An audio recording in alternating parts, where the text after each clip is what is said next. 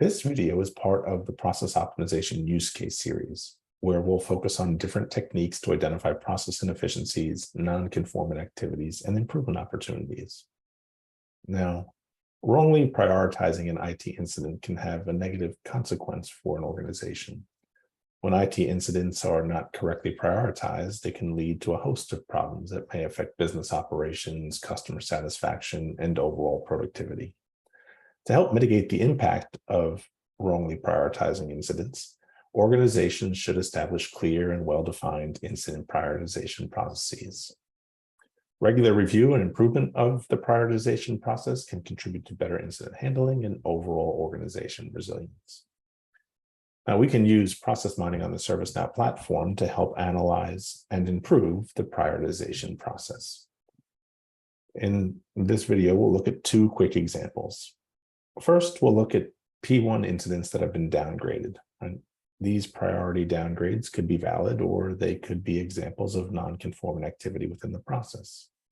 And then what we'll do is we're going to reverse that situation and look at incidents where we're losing significant time before we upgrade them and apply the appropriate level of response and resources.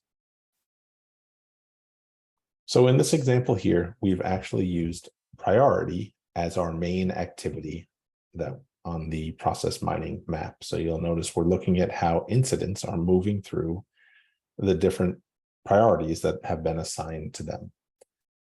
And what we're going to do in this case, the first use case of looking at incidents that were prioritized as 1 and then downgraded, is we'll use our transition filtering capability here to say, hey, I only want to look at incidents where the priority was initially flagged as 1 and then was eventually followed by a priority that's not 1. So I can set those values and then say apply all chains. And that's going to narrow the map down to incidents that were initially prioritized as critical. And then I can start looking at where they moved after that prioritization or when they were downgraded. And then not only can I see the different paths, I can also come over here and start using my breakdown filters to start looking at them by assignment group, which priorities they ended up in, or maybe by category. And now I can see here that the majority of these incidents that were downgraded were categorized as employee organizations. So I can focus in on those and then continue my analysis. So that's looking at incidents that were downgraded. One thing I'd like to call out is this, is very often, or I don't want to say very often, occasionally you have folks inside of an organization that use the changing of a priority to maybe, let's say, stop an SLA timers. So what we could do here to look at situations and where things were P1s, moved out of P1s and then back to P1s to analyze that situation is come in here and say, hey, I want to look at incidents started as P1s, then we're not P1s, and then we're followed by P1 again. And that might be a way to look at things that were like, maybe we were changing the priority to game the system a little bit. So that's the downgrading example. Now let's just reverse the script here. And there's just as much reason to look at incidents in which the priority was upgraded during the process. Very often, these are good opportunities to improve an intake experience, to make sure we're asking the right qualifying questions up front to ensure that the urgency and impact information we need is there so we can respond accordingly the first time. So what we can do is, again, same exact thing we did before. Come in here to my transition filters, say, okay, this time, let's say priority is one of, let's say, low, moderate, or high.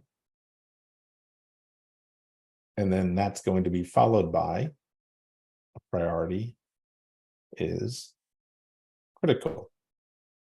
In this case, though, we want to really focus in on things that we're losing significant time. So maybe we want to add a constraint and say, you know what? I want to look at things in which it's taken us more than a day to get things to the correct priority of critical. So we'll add that constraint of 1 day, hit apply, and then it will narrow it down to these incidents that are going from high, and it's taking us 4 days to get them assigned to a critical priority. And just like before, right, I can start looking at this. Maybe I want to focus in on it by channel and say, hey, why do I have things coming in via self-service channel that are being wrongly prioritized, specifically things that need to be prioritized as a critical incident, and we're losing 4 days on average for some of them before they get to that critical priority. So just two different examples of how you can use the transition filters to start doing some digging into the prioritization of work inside of your organization.